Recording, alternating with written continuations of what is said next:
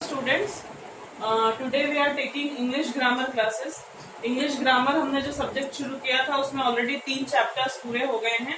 Word class, then tense and उसके बाद question tag का चैप्टर लिया था। अब मैं जो चैप्टर ले रही हूँ chapter 4, that is types of sentences, यानी वाक्यों के प्रकार। ये हिंदी में, मराठी में, दोनों में भी आता है। इंग्लिश में कुछ कम आता है, बट ऐसा नहीं है कि नहीं आता है। ठीक है, तो ये जो वीडियो है ये हर स्टैंडर्ड फॉलो कर सकता है, 5th के अपर में, जिनको भी ये टाइप्स ऑफ सेंटेंसेस पढ़ना होगा। सो टाइप्स ऑफ सेंटेंसेस का मतलब है वाक्यों के प्रकार। वाक्यों के प्रकार या टाइप ऑफ सेंटेंसेस दो उनके बेस है। दो अलग अलग तरह से हम उनको अलग अलग टाइप्स में डिवाइड करते हैं। पहला जो उसका बेस है वो है on the basis of meanings यानी अर्थ के आधार पे, यानी जो भी सेंटेंस हम पढ़ते हैं उसका मीनिंग हमको क्या मिलता है, उसका अर्थ हमको क्या मिलता है, और उसके हिसाब से डिपेंड करता है कि उसका टाइप कौन सा होगा। हिंदी मराठी में बहुत आसानी से दिया रहता है अर्थ के आधार पे और साथ में रचना के आधार पे। ठीक है, तो फिलहाल हम लोग on the basis of meaning पढ़ेंगे, सेंटेंस का मीनिंग क्या निकलता है। According to the basis of meaning 4 अलग अलग टाइप्स हैं, 5 अलग अलग टाइप्स है, सॉरी 5 टाइप्स हैं, और उसमें से जो फर्स्ट टाइप है उसके 2 सब टाइप्स भी हैं। ये हिंदी और मराठी, इंग्लिश सब लोग फॉलो कर सकते हैं और आसान रहेगा समझने में। सबसे पहला जो सेंटेंस है वो है एसर्टिव सेंटेंसेस, यानी जिसको हम हिंदी या मराठी में विधानार्थी वाक्य बोलते हैं, ये वो टाइप है।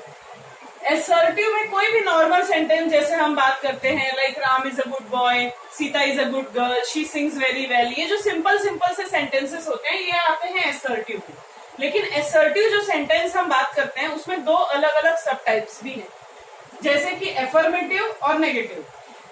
एफर्मेटिव का अर्थ होता है सकारात्मक और नेगेटिव का अर्थ होता है नकारात्मक। ठीक है, एक ही सेंटेंस में 2 अलग अलग फेजेस भी हो सकते हैं। जैसे अगर मैं लिखूं Ram is a good boy, अगर मैं कह रही हूँ राम एक अच्छा लड़का है, तो ये एकदम साधारण सा सेंटेंस है।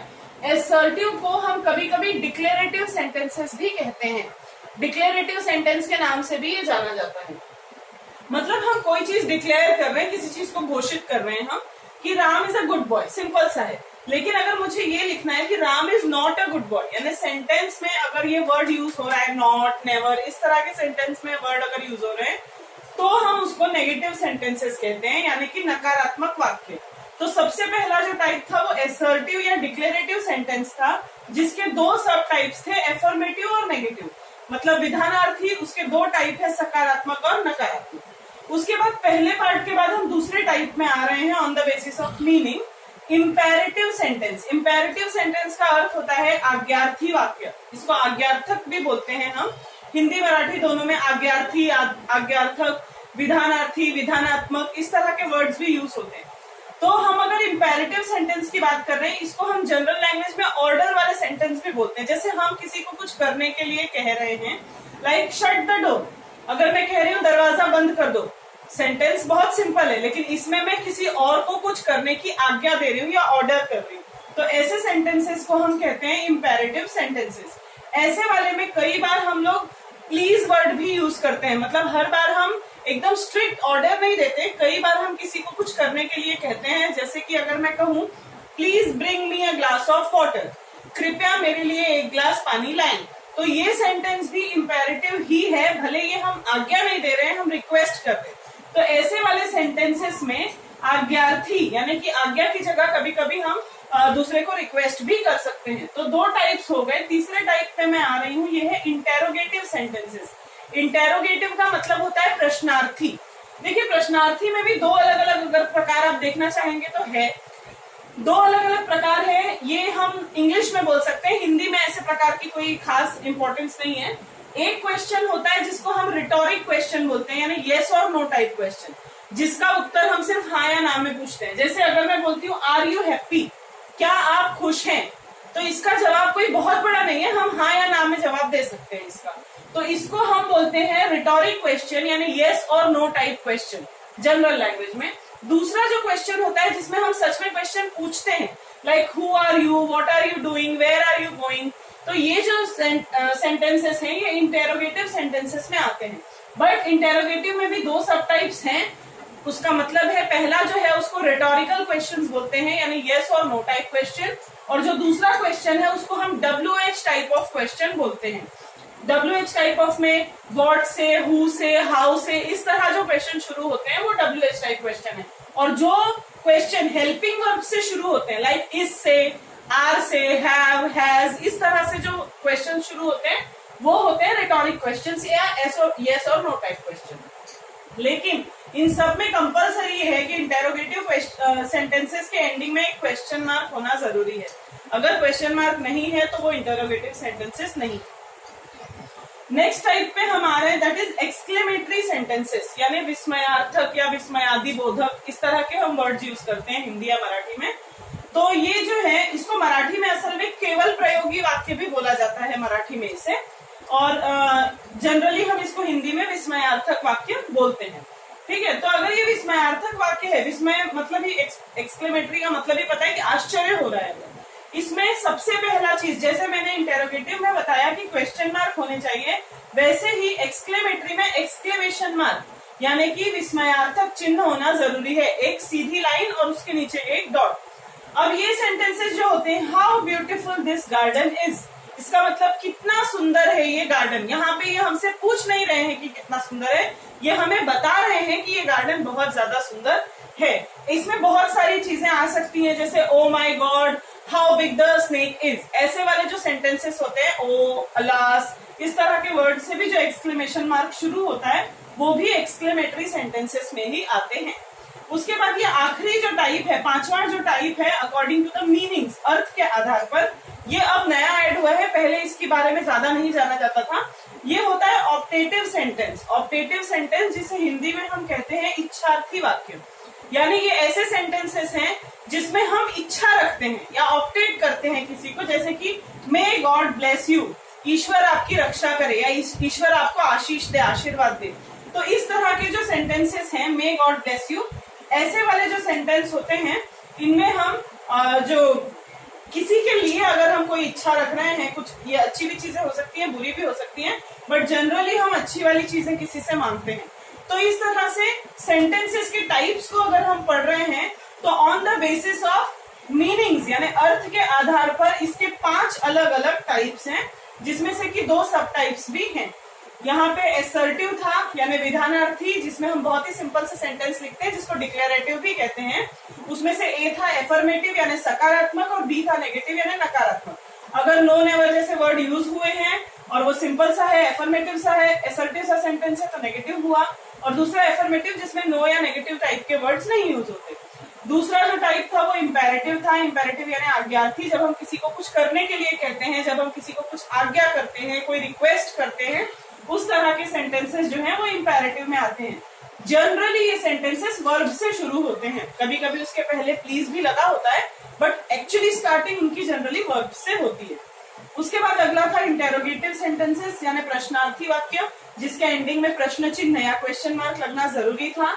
और ये सेंटेंसेस भी जैसा मैंने बताया था 2 टाइप के हैं, एक रिटोरिकल क्वेश्चंस हैं यानी यस और नो टाइप के, जिसका सिर्फ हाँ या ना में जवाब दिया जाता है, और जो अक्सर हेल्पिंग वर्ब से शुरू होते हैं। दूसरा जो था वो WH टाइप क्वेश्चन था, जो WH से ही शुरू होता है, जैसे कि हु, व्हाट, व्हाई, ऐसे टाइप का। अगला टाइप था एक्सक्लेमेटरी यानी विस्मयार्थक, जैसे कि आश्चर्य वाले जो हम वाक्य लिखते हैं, जैसे कि how beautiful this garden is, तो ये बहुत ही सुंदर है, या बहुत ही आश्चर्य वाले कोई जो सेंटेंसेस होते हैं एक्सक्लेमेशन वाले, तो वो एक्सक्लेमेटरी या विस्मयार्थक वाक्य होते हैं। और इसके एंडिंग में एक्सक्लेमेशन मार्क या विस्मय सूचक मार्क लगाना जरूरी होता है। उसके बाद है ऑप्टेटिव यानी इच्छार्थी वाक्य, जो हम किसी और के लिए प्रे करते हैं या अपने लिए भी कर सकते हैं, मे गॉड ब्लेस यू, इस टाइप के जो सेंटेंसेस हैं। पहला type on the basis of meanings यानी अर्थ के आधार पर था। जो दूसरा टाइप है वो है on the basis of structure of the sentence यानी रचना के आधार पर। सेंटेंस का फ्रेमवर्क कैसा है, उसकी रचना कैसी है, उसके आधार पर इसके 3 अलग अलग टाइप्स हैं जो हम यूज करेंगे, जिसमें से ये तीसरा वाला हम बहुत ज्यादा यूज करते हैं जनरली। ये अगला हमारा इंग्लिश का चैप्टर होगा ग्रामर का, क्लॉजेस, तो ये उस पे आधारित है। तो अगर हम स्ट्रक्चर बेसिस पे आ रहे हैं यानी रचना के आधार पर, तो 3 अलग अलग टाइप्स है। सबसे पहले है सिंपल सेंटेंस, या फिर जिसे हम साधारण या सरल वाक्य भी कहते हैं, दोनों भी इस्तेमाल किया जा सकता है। इसमें बहुत ही सिंपल, जैसे हमने एसर्टिव में पढ़ा था, उस टाइप के सेंटेंसेस आ सकते हैं, जैसे Ram is a good boy. तो Ram is a good boy, Sita is a good girl, she is not working, even not वाले भी सेंटेंसेस सिंपल सेंटेंस में ही आएंगे। जैसे यहाँ पे दोनों अलग अलग थे, यहाँ पे सिंपल में ही वो सेंटेंसेस आएंगे। यानी एक तरह से अगर हम कहें तो थोड़ा सा ये जो असर्टिव है और सिंपल जो है कुछ मिलता जुलता हो सकता है। दूसरा जो टाइप है वो है कंपाउंड सेंटेंस यानी संयुक्त वाक्य, मतलब दो या दो से ज्यादा सेंटेंसेस आपस में जुड़े हुए होते हैं। जैसे इसका एग्जांपल दिया है, Ram is a good boy and he works very hard. अगर आप ध्यान से देखेंगे तो यहाँ पर दो अलग अलग वाक्य हैं, एक है Ram is a good boy और दूसरा है ही वर्क्स वेरी हार्ड। और इन दोनों सेंटेंसेस को हमने एंड के थ्रू एक कंजंक्शन इस्तेमाल करके, एक उभयान्वयी इस्तेमाल करके हमने उसको जोड़ा हुआ है। जोड़ने के लिए हमने इन दो सेंटेंसेस को एक वर्ड यूज किया है जिसे हम कंजंक्शन कहते हैं। तो ये जो है कंपाउंड सेंटेंस में और कॉम्प्लेक्स सेंटेंस में थोड़ा सा फर्क होता है। फर्क ये होता है दोनों में दो दो सेंटेंस होते हैं, लेकिन इसमें अगर हम पहला वाक्य हटा दें तो भी दूसरे के ऊपर कोई खास फर्क नहीं पड़ता, और दूसरा हटा दें तो पहले वाला मीनिंगलेस नहीं होता। लेकिन जब हम कॉम्प्लेक्स में आएंगे तो उससे फर्क पड़ेगा। यानी यहाँ पर अगर मैं एक वाक्य हटा दूं, जैसे ही वर्क्स वेरी हार्ड, अगर ये हटा दूं तो सिर्फ होगा Ram is a good boy, और वो एक सेंटेंस है, वो बिल्कुल भी अधूरा नहीं है, मीनिंगलेस नहीं है। तो ये हो गया कंपाउंड सेंटेंस, जिसमें हम दो अलग अलग या दो से ज्यादा अलग अलग सेंटेंसेस को आपस में ज्वाइन करते हैं with the help of conjunctions, and each and every sentence is independent of the first one. Okay, then the third type is complex sentence. Complex sentence जिसको हम मिश्र वाक्य भी बोलते हैं। इसमें ये थोड़े से कॉम्प्लेक्स होते हैं, जैसा कि मैंने बताया, कॉम्प्लेक्स का मतलब ही होता है उलझे हुए। उलझे हुए का मतलब होता है एक और दूसरा, दो जो सेंटेंस होंगे वो दोनों आपस में किसी ना किसी तरह से रिलेट करेंगे। पहले वाक्य दूसरे के बिना अधूरा रह जाएगा।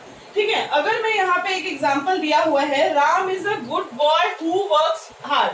ठीक है, तो राम एक अच्छा लड़का है जो कड़ी मेहनत करता है, जो अच्छा काम करता है, ज्यादा काम करता है।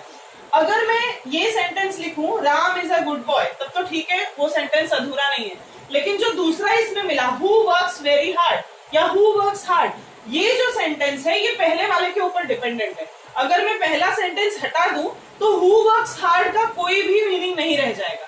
यानी अगर हम क्लॉज पढ़ेंगे जब अगले टाइम में, तो इसमें मेन क्लॉज और सबऑर्डिनेट क्लॉजेस होते हैं। यानी पहला जो सेंटेंस है वो मेन सेंटेंस है आपका, और दूसरा जो सेंटेंस है हु वर्क्स हार्ड, वो पहले वाले के ऊपर टोटली डिपेंडेंट होता है। Without this first sentence there is no existence for the second one. तो इसलिए ये थर्ड जो सेंटेंस है ये है कॉम्प्लेक्स या मिश्र वाक्य, जिसमें एक वाला दूसरे के ऊपर किसी न किसी तरह आधारित रहता है कि राम एक अच्छा लड़का है जो बहुत मेहनत करता है। तो राम एक अच्छा लड़का है ये वाक्य हो सकता है, पर जो बहुत मेहनत करता है ये कोई अकेला या इंडिपेंडेंट वाक्य नहीं है।